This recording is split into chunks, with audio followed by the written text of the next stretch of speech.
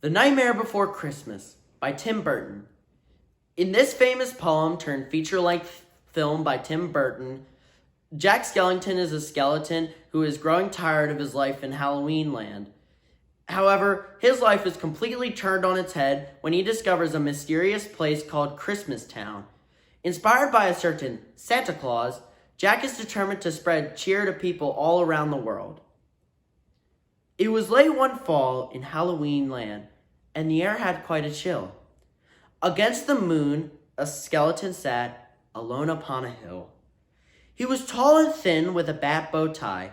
Jack Skellington was his name.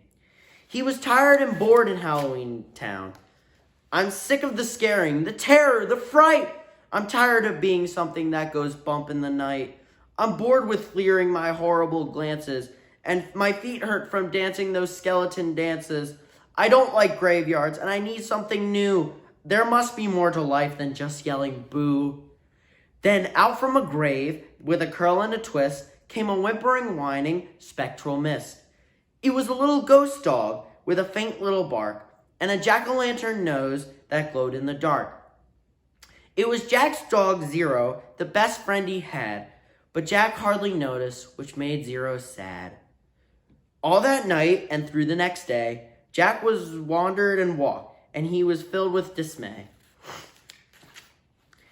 Then deep in the forest, just before night, Jack came upon an amazing sight.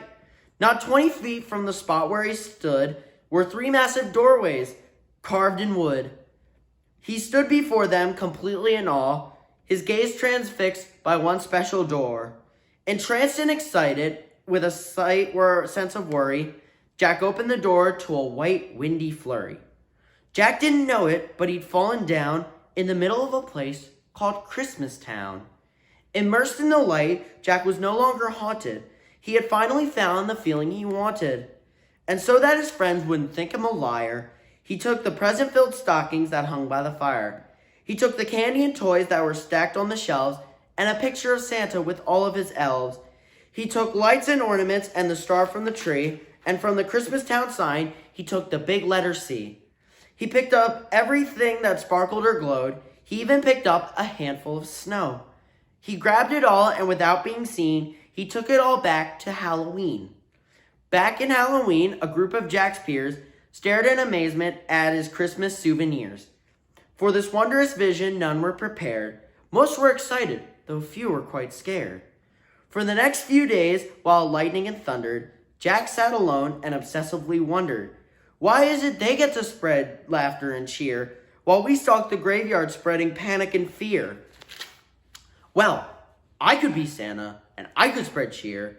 Why does he get to do it year after year? Outraged by injustice, Jack thought and he thought. Then he got an idea. Yes, why not? In Christmas Town, Santa was making some toys. When he through the din, he heard a soft noise. He answered the door, and to his surprise, he saw weird little creatures in strange disguise. They were altogether ugly and rather petite. As they opened their sacks, they yelled, "Trick or treat!" Then a confused Santa was shoved into a sack and taken to Halloween to see Mastermind Jack. In Halloween, everyone gathered once more, for they'd never seen a Santa before. And as they cautiously gazed at this strange old man, Jack related to Santa his masterful plan. "My dear Mr. Claus, I think it's a crime that you've got to be Santa all of the time. But now I will give presents, and I will spread cheer. We're changing places. I'm Santa this year. It is I who will say Merry Christmas to you, so you may lie in a coffin, creak doors, and yell boo.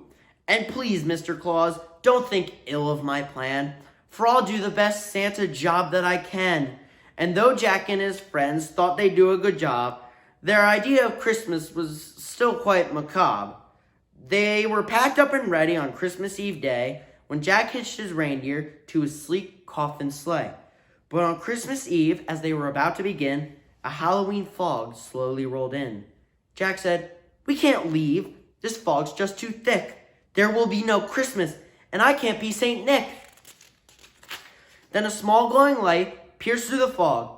What could it be? It was Zero, Jack's dog. Won't you guide my sleigh tonight? And to be so needed was Zero's great dream, so he joyously flew to the head of the team. And as the skeletal sleigh started its ghostly flight, Jack cackled, "Merry Christmas to all, and to all a good night." 'Twas the night before Christmas, and all through the house, not a creature was peaceful, not even a mouse. The stockings all hung by the chimney with care, when opened that morning would cause quite a scare. The children all nestled so snug in their beds would have nightmares of monsters and skeleton heads. The moon that hung over the new fallen snow cast an eerie pall over the city below. And Santa Claus's laughter now sounded like groans, and the jingling bells like chattering bones. And what to their wondering eyes should appear but a coffin sleigh with skeleton deer, and a skeletal driver so ugly and sick they knew in a moment, this can't be Saint Nick. From house to house with a true sense of joy, Jack happily issued each present and toy. From rooftop to rooftop he jumped and he skipped, leaving presents that seemed to be straight from a crypt. Unaware that the world was in panic and fear, Jack merrily spread his own brand of cheer. He visited the house of Susie and Dave. They got a Gumby and a Pokey from the grave. Then on to the home of little Jane Neiman.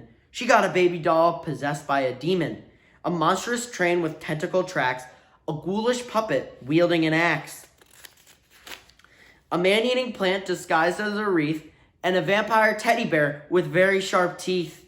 There were screams of terror, but Jack didn't hear it. He was much too involved with his own Christmas spirit. Jack finally looked down from his dark, starry frights and saw the commotion, the noise, and the light.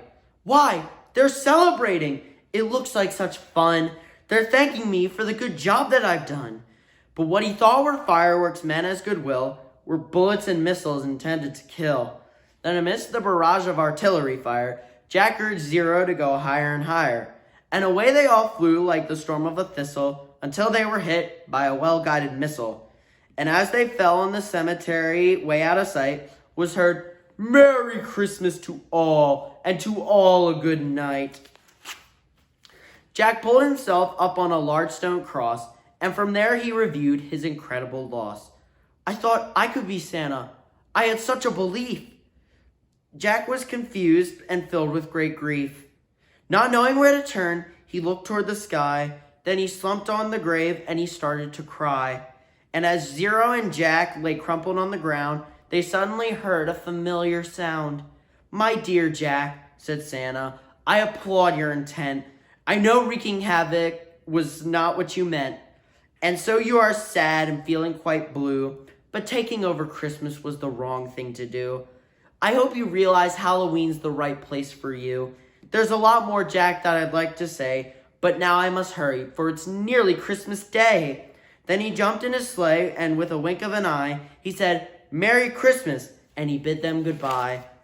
Back home, Jack was sad, but then like a dream, Santa brought Christmas to the land of Halloween.